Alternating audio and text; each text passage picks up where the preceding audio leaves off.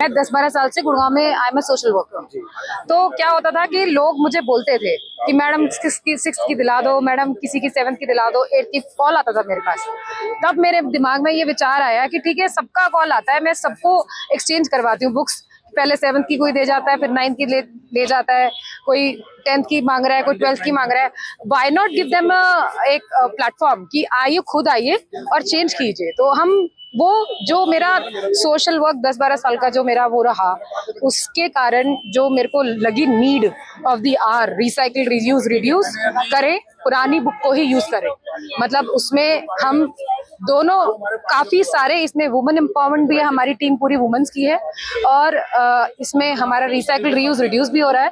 इसमें तीसरा फायदा लोअर जो इकोनॉमिकल बैकग्राउंड से हैं उनको भी फायदा हो रहा है, और डेफिनेटली स्वच्छता भारत मिशन हमारे साथ खड़ा है इसमें, तो उसका भी इसमें 11 to 12 का स्वैप हमने अभी किया है, क्योंकि ये हमारा इनिशियल अभी स्वैप 2.0 ही है। तो हम अभी ग्रेड 1 to 12 ही रख रहे हैं सीबीएसई बोर्ड की बुक्स, और मेरी रिसर्च और चल रही है अभी कि हम इसको और स्टोरी बुक स्वैप कैम्प, या फिर हम इसको कॉलेज बुक स्वैप कैम्प, कुछ हम करते रहे इस पे काम, और हम रिसाइकलिंग पे आगे और बड़ा काम करते हैं। अगला कैंप कहाँ पर होने वाला है? 4 में कम्युनिटी हॉल में, गुड़गांव में। तो लोगों से लोगों से मेरी अपील है, अगर कोई भी अपनी पुरानी बुक डोनेट करना चाहता है तो सेक्टर 4 कम्युनिटी सेंटर आए, और सुबह के टाइम में ही 10 बजे से पहले ही डोनेट कर दें, ताकि आने वाला विजिटर आपकी बुक लेके जा सके। That is the main reason. मतलब जो लास्ट ईयर हमारा रिसर्च में, हमारे ऑपरेशन में ये आया था कि लोग 4 बजे तक देकर जा रहे थे, लेकिन 4 बजे जब क्लोजिंग का टाइम आता है तो उसके बाद तो कोई लेने वाला नहीं आ सकता, तो सुबह ही दे जाएं ताकि वो आने वाला ले जा सके बाद में दिन भर में। हम तो यही सोचकर चले हैं कि जो एक एक किताब है ना, मतलब कोई किताब या विद्या से वंचित ना रहे। कई बारी क्या होता है कि हम ऐसे ही बैठे हुए थे कि हमें क्या कुछ नया करना चाहिए, तो हमारे मन में ऐसे ही ख्याल आया, गर्मियों की छुट्टियां ही थी तभी हमारे मन में ख्याल आया था कि हम कुछ ना किताबों के ऊपर ही कुछ कर लें, कि ताकि किसी को फायदा हो। और ये सच में हमने जब लास्ट ईयर किया तो हमने बड़ी हिम्मत करके किया था, लेकिन इस बार हम थोड़ा कॉन्फिडेंट भी हो गए कि उसमें भी बहुत अच्छा रिजल्ट गया था सेक्टर 4 में। और सब इसमें क्या है कि जी, इसमें आप देखेंगे बड़ी बड़ी गाड़ियों से भी उतर रहे हैं। हमने शायद आज क्लिपिंग भी बनाई होगी, तो कई बड़ी इतनी गाड़ियों से उतर रहे हैं और वो आ रहे हैं, और वो पूछ के भी जा रहे हैं और लेके भी जा रहे हैं कि हम आते हैं। वो हमें ऐसे कह के भी गए हैं। और कई लोग बेचारे जो समर्थ नहीं होते, क्योंकि इतने इतने बड़े आप बंडल लेने जाएंगे तो कम से कम 8-10 हजार रुपए की किताबें आ जाती हैं, और जो बड़ी ये कॉम्पिटेटिव एग्जाम्स की बुक्स हैं वो भी हमारे पास एक्स्ट्रा में आई हुई हैं, तो कई बच्चों को तो वो भी बहुत काम आ रही है। तो ये हर तरह से बहुत ही अच्छा प्रयास है, विद्या का अनादर ना करके विद्या को आदर में लाना, सबके लिए मन में मान सम्मान जगाना, ये भी एक हमारा ध्येय है। अगला कैंप कहाँ है? बच्चे कौन से कैंप? कल सेक्टर 4 के अंदर हमारा कम्युनिटी हॉल है, ताऊ देवीलाल नहीं, सेक्टर 4 कम्युनिटी सेंटर में है। उसमें तो ऐसे लोगों से क्या अपील करेंगे? कबाड़ी का इंतजार मत कीजिए, कबाड़ी कुछ नहीं देकर जाएगा। मुश्किल से 100-200 रुपए बनेंगे आपके, 4-5 किलो से ज्यादा रद्दी नहीं होती है वो। लेकिन जब 8-1 हजार रुपए, 6-7, मुझे ऐसा लगता है कि 6-7 हजार से कम किताबें, 10 हजार सब पकड़ के चलिए कि आता ही होगा, तो वो हम बचाने की कोशिश कर रहे हैं। और विद्या तो जितना पास करेंगे उतना बढ़ेगी।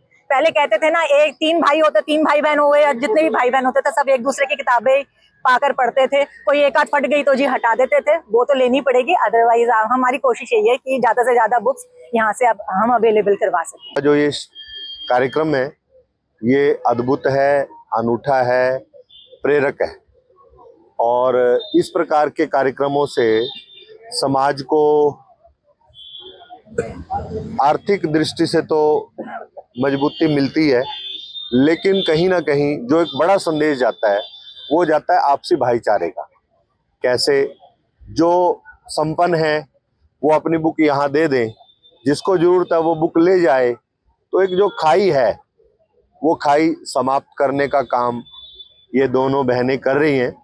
मैं इन दोनों बहनों को और इनकी पूरी टीम को अपनी ओर से हरियाणा के लोकप्रिय मुख्यमंत्री आदरणीय श्री नायब सैनी जी की ओर से, और हमारे जो social justice minister government of India, उनकी टीम भी आई है, मैं उनकी ओर से भी इन सब वॉलंटियर्स को, पूरी टीम को बहुत बहुत बधाई और शुभकामनाएं प्रेषित करता हूं। और मैं समाज को भी ये अपील करना चाहूँगा आपके माध्यम से कि ये बहुत बड़ा काम है, ये बहुत बड़ा कंसेप्ट है।